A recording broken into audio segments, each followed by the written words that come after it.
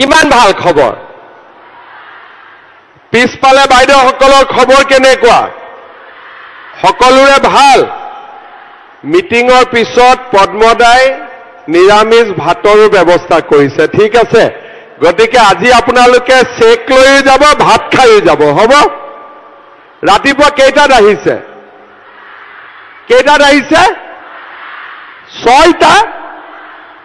ছয়টা না সাতটা বাইদেউসকল কেইটাত আহিছে 5 আৰু 1 6 বাপৰে ৰাতিপুৱা ঘৰত চাহ জলপান কোনে বনালে ঘৰৰ মতা মানুহজনে চাহ খাব পালে নে নাপালে আজি নাই পোৱা সঁচাই কৈছে নে তেতিয়া হলে আজি অলপ ৰখি হলেও চেকখন লৈ যাব নহলে খুব জুকাব ঘৰত গলে যে চেক লব গৈছিলি কত চেক পালি বুলি হয় নে নহয় যি নহওক আজি এটা ভাল দিন এনেকৈ 31,000 মহিলা মা বাইদেউ খুৰী বৌ ভণ্টি একেলগেতো ইমান কেতিয়াও দেখা পোৱা নাযায় আজি আমাৰ সকলোৰে সৌভাগ্য যে আপোনালোকক একেলগে আমি দেখা পালো মোৰ লগত একেলগে কব ভাৰত মাতা কি নৰেন্দ্ৰ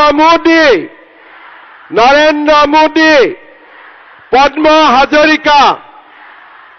হাজৰিকা বহুত বহুত ধন্যবাদ আজিৰ সভাত আমাৰ মাজত উপস্থিত সন্মানীয় মন্ত্ৰী পীযুষ হাজৰিকা ডাঙৰীয়া সাংসদ ৰঞ্জিত দত্ত ডাঙৰীয়া নদুৱাৰৰ বিধায়ক পদ্ম হাজৰিকা ডাঙৰীয়া আমাৰ মাজত উপস্থিত বিধায়ক পৃথিৱীৰাজ ৰাভা ডাঙৰীয়া কৃষ্ণ কমল তাঁতী ডাঙৰীয়া গণেশ কুৰ্মী ডাঙৰীয়া গণেশ লিম্বু ডাঙৰীয়া প্ৰমোদ বৰঠাকুৰ ডাঙৰীয়া দিগন্ত ঘাটুৱাল ডাঙৰীয়া শোণিতপুৰ জিলা পৰিষদৰ অধ্যক্ষা মনীষা উপাধ্যায় ডাঙৰীয়ানী ঋতুবৰণ শৰ্মা ডাঙৰীয়া আমাৰ মাজত উপস্থিত মৃদুস্মিতা হাজৰিকা ডাঙৰীয়ানী কিশোৰ উপাধ্যায় ডাঙৰীয়া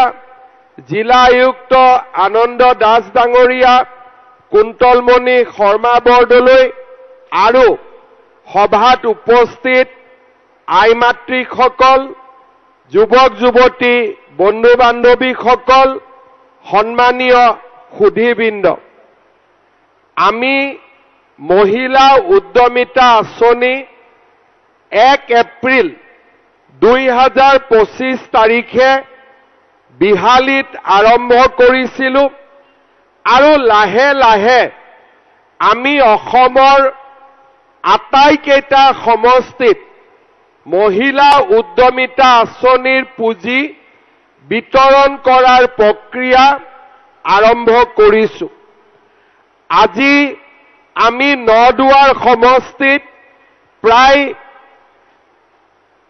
31,045 গৰাকী হিতাধিকাৰীৰ মাজত এই আঁচনিৰ পুঁজি বিতৰণ কৰিম পদ্মদাই মোক কৈছে যে কিছু মহিলা কিবা কিবি কাৰণত এই আঁচনিখনৰ পৰা বাদ পৰি ৰৈছে যিসকল বাদ পৰি ৰৈছে পদ্মদাক আপোনালোকে যোগাযোগ কৰিব মই যেনেকে পাৰো সহায় কৰি দিয়াৰ বাবে মই চেষ্টা কৰিম শ্ৰদ্ধাৰ আই মাতৃসকল আমাৰ চৰকাৰে বহুবিলাক আঁচনি লৈছে আৰু নিৰ্বাচনৰ সময়ত আমি যিমানবিলাক ৰাইজক কথা দিছিলোঁ এই গোটেইবোৰ কথা আজি আমি বাস্তৱত ৰূপায়িত কৰাৰ বাবে দিনে ৰাতিয়ে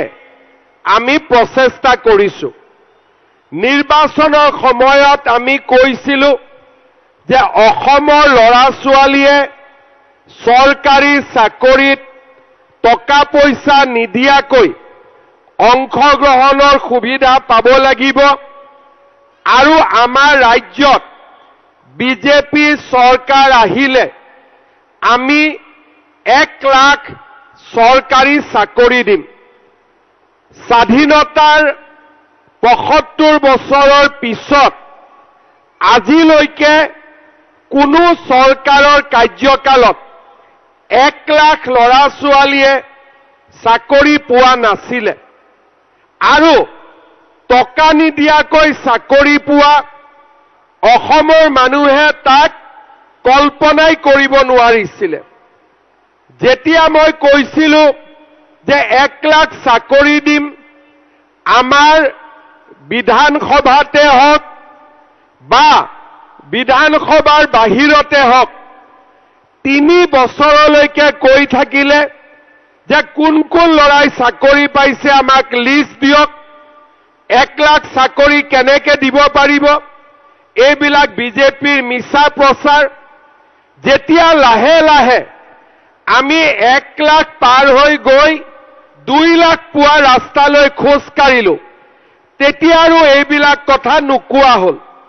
কাৰণ মানুহে দেখা পালে যে আমি যি কওঁ তাক আমি হাতে কামে কৰি দিয়াৰ বাবে চেষ্টা কৰোঁ। যেতিয়া ইলেকশ্যনৰ আগতে আমি অৰুণোদয় আঁচনি দিছিলোঁ, তেতিয়া কংগ্ৰেছ দলৰ মানুহবিলাকে গাঁৱত কৈছিলে যে ইলেকশ্যনৰ আগতে অৰুণোদয় দিছে, ইলেকশ্যন পাৰ হৈ যাব, অৰুণোদয় বন্ধ হৈ যাব।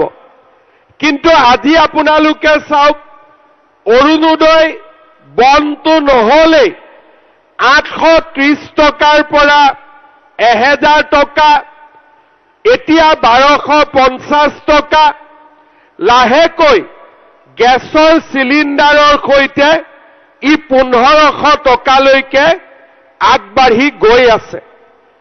তেনেকৈ যেতিয়া আমি কৈছিলো লোকসভা ইলেকশ্যনৰ আগত যে আমি অসমৰ মহিলাসকলক আত্মসহায়ক গ্ৰুপৰ লগত যিসকল মহিলা জড়িত আছে তেওঁলোকক আমি 10,000কৈ টকা দিম, তেতিয়া গাঁৱে ভূঞে কংগ্ৰেছৰ মানুহে কৈছিলে যে অসমত 40 লাখ মহিলা আছে, 10,000কৈ টকা দিলে 4,000 কোটি টকা লাগিব। 4,000 কোটি টকা চৰকাৰে ক'ৰ পৰা পাব? ধাৰ লৈ চৰকাৰ চলাই আছে। 4,000 কোটি টকা ক'ৰ পৰা পাব? আপোনালোকক ভোটৰ কাৰণে চৰকাৰে হিমন্ত বিশ্ব শৰ্মাই, পদ্ম হাজৰিকাই আপোনালোকক ভোটৰ কাৰণে ফৰ্ম দিছে, এই টকা কেতিয়াও নাপায়। ৰাইজে আমাৰ ওপৰত বিশ্বাস ৰাখিছিলে, কিন্তু মাজে মাজে 2-এগৰাকী মহিলাই মোক সুধিছিলে যে মামা 10,000টো পাম নে নাপাম। লাহে লাহে ৰাইজক মই কৈছিলো যে এই যে আমাৰ আঁচনিটো 10,000 টকাৰ আঁচনি নহয়, ই আগলৈ গৈ আৰু বহুত বেছি ডাঙৰ এটা আঁচনি হ'ব। গতিকে আমাক এটা ভাল কৰি পৰিকল্পনা কৰিব দিয়ক, যাতে আমি আপোনালোকক যি কম তাকটো কৰিমেই, কিন্তু আগলৈ গৈও আমি আপোনালোকক কেনেকৈ এটা নতুন ৰাস্তা দেখুৱাব পাৰোঁ তাৰ কাৰণে আমাক পৰিকল্পনা কৰিবলৈ দিয়ক। মুখ্যমন্ত্ৰীৰ মহিলা উদ্যমিতা আঁচনি, ইয়াৰ লগত এটা ডাঙৰ দৰ্শন জড়িত হৈ আছে। অলপ আগতে আপোনালোকক আমি এখন সৰু ভিডিঅ' ছবি দেখুৱাইছিলো। সেই ছবিত আপোনালোকে 4-5 গৰাকী মহিলাক দেখিলে, যি মহিলাই আজি নিজৰ ভৰিৰ ওপৰত নিজে থিয় দি সমাজক এটা নতুন ৰাস্তা দেখুৱাবলৈ সক্ষম হৈছে। এই ভিডিঅ'টোতে প্ৰধানমন্ত্ৰী নৰেন্দ্ৰ মোদী ডাঙৰীয়াই কৈছিলে যে মই ভাৰতৰ 3 কোটি মহিলাক লাখপতি বাইদেউ বনাব খোজো। যদি 3 কোটি মহিলা ভাৰতত লাখপতি হ'ব পাৰে, অসমো ভাৰতৰ ভিতৰতে আমি অসমৰ মহিলাসকলক লাখপতি বাইদেউ বনাব পাৰিম নে নোৱাৰিম, এই কথা চিন্তা কৰি আমি সিদ্ধান্ত লৈছিলোঁ যে আজি আমাৰ মহিলা শক্তি জাগ্ৰত হৈছে। আমাৰ মহিলা শক্তিয়ে কৰ্ম প্ৰেৰণাৰে এটা কৰ্ম সংস্কৃতিৰ সৃষ্টি কৰিছে। চৰকাৰে যদি অলপ সহায় কৰে, আমাৰ মহিলাসকলো লাখপতি বাইদেউ নিশ্চিতভাৱে হ'ব পাৰিব। আমি এটা কথা লক্ষ্য কৰিছিলোঁ যে আত্মসহায়ক গোটবিলাক গঠন হোৱাৰ আগতে আমাৰ মহিলাসকলে ঘৰৰ কাম বন কৰিছিল আৰু ঘৰৰ ভিতৰত থাকি পৰিয়ালটোক চলাই নিয়াৰ বাবে সহযোগিতা আগবঢ়াইছিল। কিন্তু যেতিয়াৰ পৰা আত্মসহায়ক গোটবিলাক আৰম্ভ হ'ল, আমাৰ মহিলাসকলে এখন নতুন পৃথিৱীৰ লগত চিনাকি হ'ল। বেংক, প্ৰচিডিং বুক, একাউণ্টিং, বিভিন্ন কাম মহিলাসকলে জনা হ'ল আৰু মহিলাসকল সংগঠিত হ'ল। আজি অসমত চাওঁতে 4 লাখ আত্মসহায়ক গ্ৰুপ হ'ল আৰু 10 গৰাকী 12 গৰাকী সদস্যাক লৈ আজি আমাৰ অসমৰ 40 লাখ মহিলা এই নতুন অৰ্থনৈতিক আন্দোলনটোৰ লগত জড়িত হৈ পৰিলে। আমি চিন্তা কৰিলোঁ যে এই মহিলাসকল ইতিমধ্যেই বহুখিনি আগবাঢ়ি গৈছে। গ্ৰুপে লোন লৈছে, গ্ৰুপৰ টকাৰে বিত্তীয় লেনদেন কৰিছে আৰু আপোনালোকে শুনি ভাল পাব যে আমাৰ মহিলাসকলে এতিয়ালৈকে বেংকৰ লগত 21,000 কোটি টকাৰ লেনদেন কৰিছে আৰু মহিলাসকলে 99% টকা বেংকক লোন লৈ উভতাই দিছে। তাৰ মানে আমাৰ মহিলা শক্তি যদি চৰকাৰে সহায় কৰে, লাখপতি বাইদেউ নিশ্চিতভাৱে হ'ব পাৰিব। তাৰ কাৰণে আমি এখন আঁচনি কৰিলোঁ যে প্ৰথমবাৰ আমি মহিলাসকলক 10,000 টকা দিম। 10,000 টকাৰ পিছত এটা পৰ্যায়ৰ মাজেৰে যোৱাৰ পিছত আমি তেখেতসকলক 25,000 টকা দিম আৰু তৃতীয় পৰ্যায়ত আমি তেওঁলোকক 50,000 টকাকৈ আগবঢ়াম। এই আঁচনিখন যদি আমি কৰিব খোজো, আজি যেনেকৈ 4,40 লাখ মহিলাক আমি 10,000কৈ টকা দিম, আমাক 4,000 কোটি টকা লাগিব।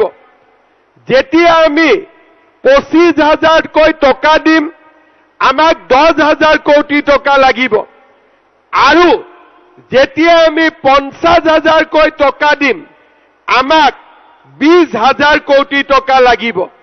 তাৰ মানে আজিৰ চিন্তা নহয়, এই গোটেই আঁচনিখন যদি আমি সুন্দৰ কৰি ৰূপায়ণ কৰোঁ, অসমৰ মহিলাসকলৰ মাজত আমি 34,000 কোটি টকা আমি বিতৰণ কৰিব লাগিব। তাৰ কাৰণে যোৱা এটা বছৰ আমি পৰিকল্পনা কৰিলো, দিল্লীত কথা পাতিলো, বেংকৰ লগত কথা পাতিলো, আৰু আজি আমি এই আঁচনিখন মহিলা সমাজৰ মাজত আগুৱাই দিছো, যাতে পৰ্যায়ক্ৰমে আমি আমাৰ লক্ষ্যত উপনীত হ'ব পাৰো। বহু সময়ত আমাৰ অফিচাৰসকলে মোক কয় যে 10,000 টকা আমি চবক দিম, কিন্তু 25,000 টকা আমি সকলোকে দিব পাৰিম নে নাই। তেতিয়া মই আমাৰ অফিচাৰসকলক কলো যে মই নিজে মোৰ অলপ কষ্ট হ'ব, তথাপিতো 126টা সমষ্টিৰ অতি কমেও 100টা সমষ্টিত মই নিজে যাম আৰু আই মাতৃসকলক মই বুজাম যে 10,000 পোৱাৰ পিছত আমি পৰীক্ষাত ফেল কৰিব নালাগে, আমি 25,000লৈকে যাব লাগিব আৰু 25ৰ পিছত আমি 50,000 টকালৈকেও যাব লাগিব। আৰু আমি কেনেকৈ গৈ পাম সেই কথাখিনি মই আপোনালোকক অলপ বুজাব খুজিছো। সকলোৱে কথাখিনি হৃদয়ঙ্গম কৰিব আৰু কোনোবাই যদি মনত ভাবিছে যে নহয় চৰকাৰে দিবনে নিদিব, তেনেকুৱা কথা একো নহয়। মই আজিলৈকে অসমৰ মানুহক যিমান কথা দিছো এটা কথাও মই আজিলৈকে ভাঙা নাই, প্ৰত্যেকটো কথা মই আখৰে আখৰে পালন কৰিছো। আজি অলপ আগতে পদ্মদাই কলে যে মই যেতিয়া 2002-03 চনত বাৰেচহৰীয়া ভাওনাত আহিছিলো, তেতিয়া মই পদ্মদাক কৈছিলো যে পদ্মদা আমাক পথাৰখন নিজাকৈ লাগে, আৰু আজি আপোনালোকে দেখিলে যে ৰাইজৰ প্ৰচেষ্টাত আজি এই পকামূৰীয়া পথাৰ আমাৰ নিজৰ কেন্দ্ৰ এটালৈ ৰূপান্তৰ হৈছে। চতিয়াত যেইবাৰে আহিছো, জামুগুৰিত যেইবাৰে আহিছো, ষ্টেডিয়াম লাগে ষ্টেডিয়াম, হস্পিটাল লাগে হস্পিটাল, ৰাস্তা লাগে ৰাস্তা, কোনো প্ৰতিশ্ৰুতি আমি অথলে যাব আজিলৈকে দিয়া নাই। সেই আত্মবিশ্বাস লৈ মই আপোনালোকক কব বিচাৰিছো যে আমি 10,000 টকাটোৰ যদি ভাল ব্যৱহাৰ কৰিব পাৰো, আমি অহা বছৰ এনেকৈ আকৌ এবাৰ গোট খাম আৰু 25,000 টকা আমি ল'ব পাৰিম। কেনেকে? আজি আপোনালোকে চেক পাব 10,000 টকাৰ। চেকখন পোৱাৰ পিছত 3টা ৰাস্তা আপোনালোকে চিন্তা কৰিব। প্ৰথম, গ্ৰুপত মোৰ 10জনী সদস্য আছে, 11জনী সদস্য আছে। 10,000 টকাকৈ যদি আমি টকাটো বেংকৰ পৰা উলিয়াই গ্ৰুপৰ একাউণ্টত দিওঁ, আমাৰ 1 লাখ টকা হ'ব। এই 1 লাখ টকা দি আমি নিজৰ মাজত লোন ল'ব পাৰিম আৰু বেংক সখী বাইদেউবিলাকে সহায় কৰি দিব যে 1 লাখ টকা বেংকত দেখিলে বেংকেও আৰু আপোনালোকক নিশ্চিতভাৱে লোন দিব। 1 নম্বৰ। 2 নম্বৰ, বোলে নহয় আমি গ্ৰুপত টকাটো দিব খোজা নাই, কাৰণ গ্ৰুপৰ একাউণ্ট বেলেগ আৰু ঘৰৰ একাউণ্ট বেলেগ। ঠিক আছে, 10,000 টকাটো লৈ আপোনালোকে 2টা গৰু লওক, ছাগলী লওক, শালখন লওক, সূতা কিনক, যি কৰে এটা উৎপাদনমুখী কামত এই 10,000 টকাটো খৰচ কৰিব লাগিব। ছাগলীৰ ব্যৱসায় কৰক, গাহৰি কৰক, গাই গৰু কৰক, মৌ-মাখি কৰক, তাঁতশালত দিয়ক, সৰু দোকান এখন দিয়ক, যি কৰে আমি কোনো বাধা নিদিওঁ। আপোনালোকে টকাটো ভাল কামত খৰচ কৰক। 3 নম্বৰ, যে মই যদি নিজে কিবা কৰোঁ, মই বা কৰিব পাৰিম নে নোৱাৰিম, কিন্তু মোৰ হাজবেণ্ডৰ ইতিমধ্যে এটা ব্যৱসায় আছে, সৰু হওক ডাঙৰ হওক, মোৰ হাজবেণ্ডে এটা ব্যৱসায় কৰি আছে। সেই ব্যৱসায়টোতো যদি আপোনালোকে 10,000 টকাটো লগাই দিয়ে, তেতিয়াও কোনো সমস্যা নাই। তাৰ মানে গ্ৰুপত দিয়ক, নিজে খৰচ কৰক, নহলে হাজবেণ্ডৰ জৰিয়তে ঘৰৰ ব্যৱসায়টোত খৰচ কৰক। 6 মাহ 7 মাহ পিছত আমি আপোনালোকক সুধিম যে 10,000 টকাটো ক'ত খৰচ কৰিলে, বোলে আমি মোবাইল কিনিলো, তাৰমানে পৰীক্ষাত ফেল। বুজি পালে নে নাই? বোলে 10,000 টকাটো পালো, 2 যোৰ নতুন কাপোৰ কিনিলো, পৰীক্ষাত ফেল। কিন্তু 10,000 টকাটো পালো আৰু গ্ৰুপত দিলো, নিজে কৰিলো, নহলে হাজবেণ্ডৰ ব্যৱসায়ত দিলো। আমি আৰু এনেকে আপোনালোকক মাতি আনিম আৰু 25,000 টকা আমি আপোনালোকক দিম। আজি নিৰামিষ ভাত, কিন্তু 25,000 টকা পোৱাৰ দিনাখন মাছ ভাত হ'ব। পদ্মদা পাৰিব নে নাই মাছ ভাত খুৱাব? পাৰিব। আৰু 25,000 টকাটো ভাল কৰি খৰচ হলে তাৰ পিছৰ বাৰ 50,000 লগত মাংস ভাত হ'ব। পাৰিবনে নাই পদ্মদা? কৈছে কিন্তু পাৰিম বুলি। আপোনালোকে শুনিলে নে নাই পাৰিম বুলি? টকাটোৰ দায়িত্ব মোৰ, মাছ ভাত আৰু মাংস ভাতৰ দায়িত্ব পদ্ম হাজৰিকাৰ। হ'ব, আপোনালোকে কাম কৰক আৰু আমি আপোনালোকক লাখপতি বাইদেউ বনাম। এইটোৱে হৈছে আমাৰ প্ৰতিশ্ৰুতি। আজি আপোনালোকে চাওক, বহুতে কয় যে লাখপতি কেনেকে হ'ম। কেতিয়াবা 2-1খন টিভিয়ে মহিলাসকলক জোকায়ো যে এওঁলোকে লাখপতি হ'ব।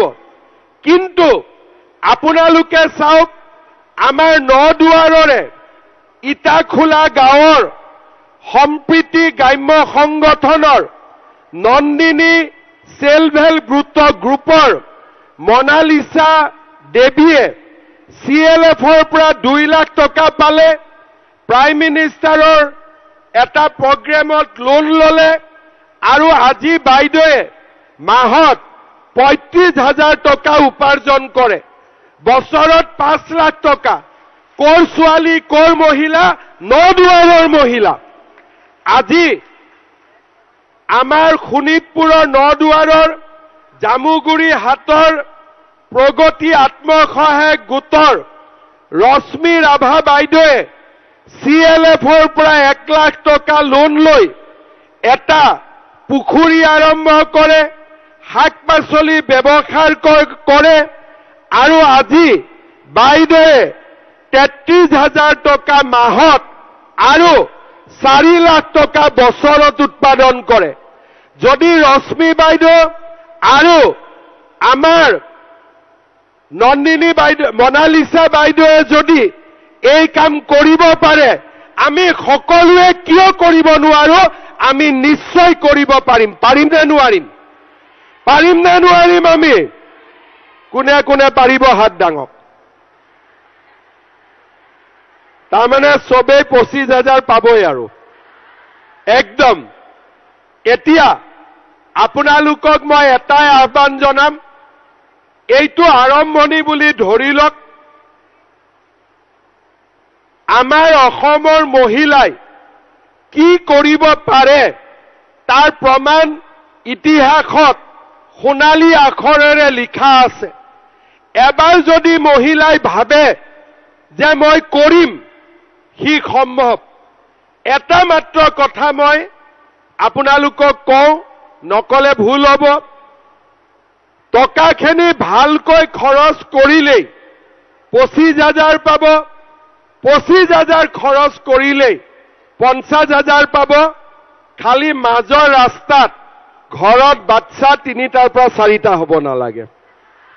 হ'ব, কাৰণ সন্তান যদি বাঢ়ে, সন্তানৰ পঢ়া শুনা চিন্তা কৰিব লাগিব। তেতিয়া আৰু লাখপতি চিন্তা কৰি লাভ নাই। সেইকাৰণে মই মহিলাসকলক কৈছো যে এই আঁচনিৰ কাৰণে জনজাতি হলে 4টা, সাধাৰণ শ্ৰেণীৰ মহিলা হলে 3টা। এগৰাকী মহিলাক পালো যে লাখপতি বাইদেউ মোক হ'ব লাগে। মই বাইদেউক সুধিলো, বাইদেউ ল'ৰা ছোৱালী কেইটা? বোলে 6টা এতিয়ালৈকে। মই বোলো বাইদেউ 6টাটো হ'ল, 7 নম্বৰো হ'ব নেকি? বোলে আল্লাহ দিলে কি কৰিম এতিয়া। তেতিয়া মই কলো যে আপুনি আল্লাহক লগ পালে নেকি? বোলে মই লগ পোৱা নাই। বোলে কেনেকে আল্লাহ আহিলে? বোলে না আল্লাহে পঠাই দিলে। মই বোলো আল্লাহক চিন্তা কৰিব নালাগে, গৈ হাজবেণ্ডৰ লগত কথা পাতক। আৰু ইয়াতে আল্লাহৰ কোনো কথা নাই। হাজবেণ্ড আৰু ৱাইফে যদি ভাবে সৰু পৰিয়াল, সুখী পৰিয়াল, সেইটোৱে হ'ব। আল্লাহৰ ইয়াত কোনো বিচাৰ নাই, ভগৱানৰ ইয়াত কোনো বিচাৰ নাই। মই ঠিক কৈছো নে নাই? কৈছো নে নাই? এজনী আকৌ মহিলাই কলে মোক যে আমাৰ ঘৰততো 3জনী। মই বোলো 3গৰাকী মানে কি বুজালে? বোলে নহয়, মোৰ আগতো এগৰাকী ঘৈণীয়েক আছে মোৰ হাজবেণ্ডৰ। মই বোলো আগত এগৰাকী আছে, আপুনি কেই নম্বৰ? বোলে মই 2। মই বোলো 3টো ক'ৰ পৰা আহিলে? বোলে নহয়, কেইদিনমান আগতে হাজবেণ্ডে আৰু এগৰাকী বিয়া কৰালে। এতিয়াতো আমাৰ ঘৰত বাচ্চা বেছি হ'ব। মই বোলো কেইটা হ'ব? বোলে আপুনি 3টাকৈ ধৰি দিলে, 3টো নহ'ব, আমি পাম নে নাপাম? তেতিয়া মই ভাবিলো যে ইয়াৰো ঔষধ এটা উলিয়াব লাগিব। এইবাৰ আমি 25 নৱেম্বৰত এছেম্বলিত এখন আইন আনিম। কোনোবা হাজবেণ্ডে ঘৰত এগৰাকী লক্ষ্মী ঘৈণীয়েক থাকোঁতে আৰু এগৰাকীক যদি বিয়া কৰায় 7 বছৰ জেলত যাব লাগিব। 7 বছৰ জেলত যাব লাগিব।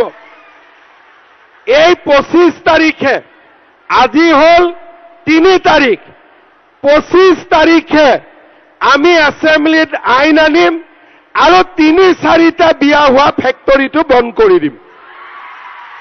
ভাল হ'ব নে বেয়া হ'ব? ভাল হ'ব নে বেয়া হ'ব?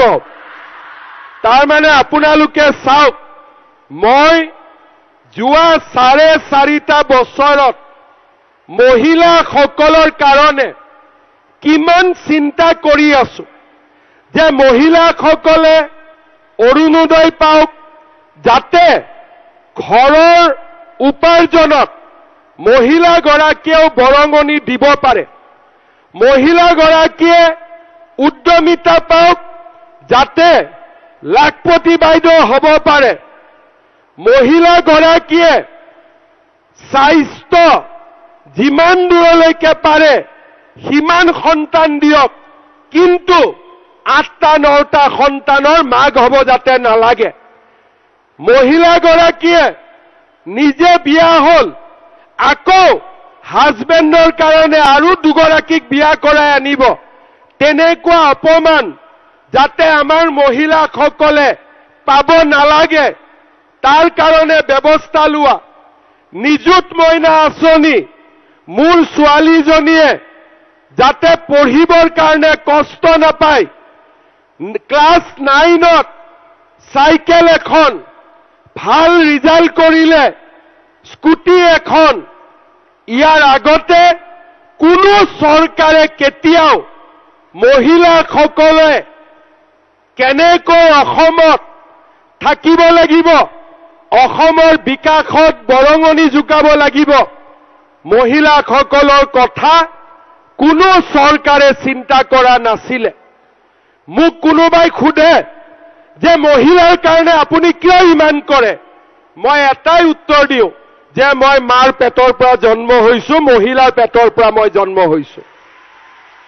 আই মাতৃসকল, আজি আমি আগবাঢ়ি যাব লাগিব। অৰুণোদয়ে ঘৰত আপোনালোকৰ সন্মান বঢ়াইছে। মাজত যেতিয়া এমাহ অৰুণোদয় অহা নাছিলে, মই এটা সমষ্টিত গলো, পুৰুষ মানুহবিলাকে মোক সোধে অৰুণোদয় কেতিয়া খুলি দিব। তেতিয়া মই বুজিলো যে পৰিয়ালটোৰ পৰিচালনাত অৰুণোদয়ে কিমান সহায় কৰিছে। 1250 টকা মোদীজীয়ে 20 কেজি, 25 কেজি, 30 কেজি চাউল দিয়ে।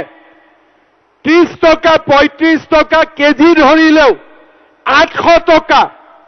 আৰু এতিয়া আমি 1 জানুৱাৰীৰ পৰা কি কৰিম, অৰুণোদয় পৰিয়ালবিলাকক গেছ কিনিলে আমি আৰু 250 টকা লগত দিম। তাৰমানে 1250 অৰুণোদয়, 250 গেছ, চাউলৰ নামত 800 টকা, 900 টকা। আৰু 10 নৱেম্বৰৰ পৰা আমাৰ মহিলাসকলক আমি কম দামত দালি দিম, নিমখ দিম আৰু চেনি দিম। আপোনালোকৰ ৰেচন কাৰ্ডত আপোনালোকে কম দামত দালি, নিমখ, চেনি পাব। গুৱাহাটীত কিছুমান মানুহ বহি থাকে, কয় আমাক অৰুণোদয় নালাগে। অৰুণোদয় নাপালে ঘৰখনৰ কিমান কষ্ট হ'ব তাক গুৱাহাটীৰ পৰা বুজি পাব নোৱাৰি। ৰেচন কাৰ্ড নালাগে, ৰেচন কাৰ্ড নালাগে নহয়, মানুহ য'তে যাওঁ উল্টাই মোক কয় যে ৰেচন কাৰ্ড এখন দিয়ক, মোৰ ৰেচন কাৰ্ড নাই। কাৰণ ৰেচন কাৰ্ডত চাউলো পাওঁ আৰু 5 লাখ টকালৈকে চিকিৎসাৰ সুবিধা পাওঁ। আজি অৰুণোদয় নাহিলে ল'ৰাজনৰ টিউচনৰ খৰচ, ঘৰত বেমাৰ হলে ঔষধ। আজি অসমৰ মহিলাসকলে নিজে বুজি পায় যে অৰুণোদয়ে আমাৰ সমাজখনত কিমান পৰিৱৰ্তন কৰিছে। আপোনালোকৰ কোনে কোনে অৰুণোদয় পাইছে হাত দাঙক। কোনে কোনে অৰুণোদয় পোৱা নাই হাত দাঙক এইবাৰ।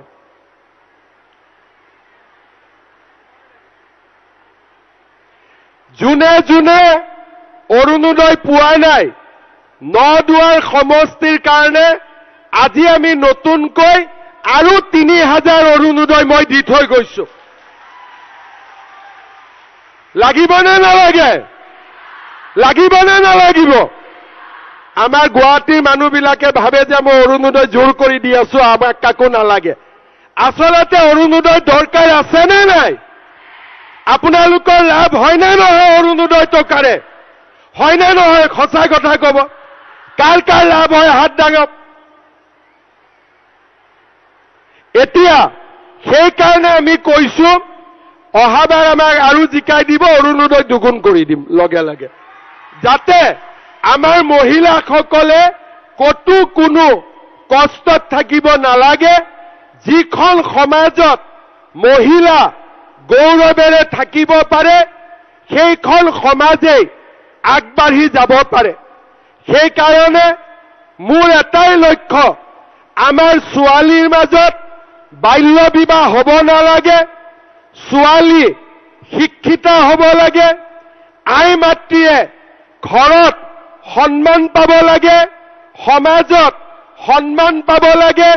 আৰু অসমৰ অৰ্থনীতিত আমাৰ আই মাতৃসকলে বৰঙণি যোগোৱাৰ এটা পৰিৱেশ আমি নিৰ্মাণ কৰাৰ ব্যৱস্থা কৰিব লাগে। আমি কোনেও পাহৰি যাব নালাগে, মহিলা মানে সমাজৰ 50%, 50%। আমি মহিলাক কি কওঁ? অৰ্ধ আকাশ। তাৰমানে আকাশৰ আধা যদি পুৰুষ, আধা হল মহিলা। যিখন সমাজত মহিলাক মানুহে আগবঢ়াই লৈ নাযায়, সেইখন সমাজ কেতিয়াও আগবাঢ়ি যাব নোৱাৰে। আৰু মহিলা বুলিলে মই অকল পঢ়া শুনা কৰা আমাৰ ভণ্টিসকলক নুবুজাও, তেওঁলোকৰ লগতে গাঁৱৰ একেবাৰে চুকত খেতি পথাৰৰ ৰোৱনীজনীকো আমি সমানে আগবঢ়াই লৈ যোৱাৰ কথা আমি চিন্তা কৰিব লাগিব, তেতিয়াহে আমাৰ অসমখন আগবাঢ়ি যাব পাৰিব। সেইকাৰণে এই আঁচনিখন কৰোঁতে আমাৰ কষ্টও হৈছে। 4,000 কোটি টকা, পিছলৈ 10,000 কোটি টকা, পিছলৈ 20,000 কোটি টকা। কিন্তু আমি কষ্ট কৰিম আৰু মহিলাসকলক আগবঢ়াই লৈ যাম, যাতে আপোনালোকে নিজৰ ভৰিত নিজে থিয় দি ঘৰখন, সমাজখন আৰু আমাৰ অসমীয়া আইক আপোনালোকে যাতে সেৱা কৰিব পাৰে, আগবঢ়াই লৈ যাব পাৰে। শ্ৰদ্ধাৰ ৰাইজ, মই বহুত সমষ্টিত গৈছো, কিন্তু সমষ্টিত সুন্দৰভাৱে মিটিং আৰু মহিলাসকলৰ কাৰণে ভাত পানীৰ ব্যৱস্থা খুব কম সমষ্টিতে। পদ্মদাই নদুৱাৰ সমষ্টিটোক যেনেকে আজি চাইছে, আপোনালোকক মাতি আনিছে, মৰম কৰিছে, সন্মান দিছে, সি সঁচাকৈয়ে শলাগিবলগীয়া। আৰু মই সকলোকে পদ্মদাৰ কাৰণে এটা ডাঙৰ হাত চাপৰি মাৰিবলৈ অনুৰোধ কৰিম। ডাঙৰ কৰি হাত চাপৰি এটা মাৰক, ডাঙৰ কৰি। আৰু মই অনুৰোধো কৰিম, কেইদিনমান পিছত ইলেকশ্যন আহি আছে, পদ্মদাক বিপুল ভোটত জিকাব লাগিব। লাগিবনে নালাগিব? লাগিবনে নালাগিব? পুনৰ এবাৰ আপোনালোকক মই মোৰ প্ৰণাম জনাইছো। আশীৰ্বাদ কৰিব, যাতে আমি এনেকৈ সন্মুখত থকা বাধাবিলাক আঁতৰাই অসমৰ আই মাতৃ আৰু অসমৰ ৰাইজক আমি সেৱা কৰি যাব পাৰো, আৰু আমাৰ ৰাজ্যখনক ভাৰতৰ এখন বিকশিত ৰাজ্যলৈ ৰূপান্তৰ কৰিব পাৰো। চতিয়া সমষ্টিত, নদুৱাৰ সমষ্টিত বহুতবিলাক কাম হৈ আছে, আৰু ইণ্ডাষ্ট্ৰিয়েল পাৰ্কৰ পৰা আৰম্ভ কৰি ষ্টেডিয়ামৰ পৰা হস্পিটাললৈ আমি আৰু বহুত কৰিম।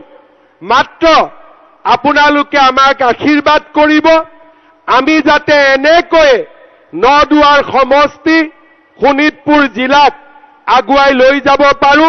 পুনৰ এবাৰ আপোনালোকক মই ধন্যবাদ জনাই মোৰ বক্তব্যৰ সামৰণি মাৰিছো। মোৰ লগত আকৌ এবাৰ ক'ব, ভাৰত মাতা কি, ভাৰত মাতা কি, নৰেন্দ্ৰ মোদী, নৰেন্দ্ৰ মোদী, পদ্ম হাজৰিকা, পদ্ম হাজৰিকা। বহুত বহুত ধন্যবাদ। জয় হিন্দ।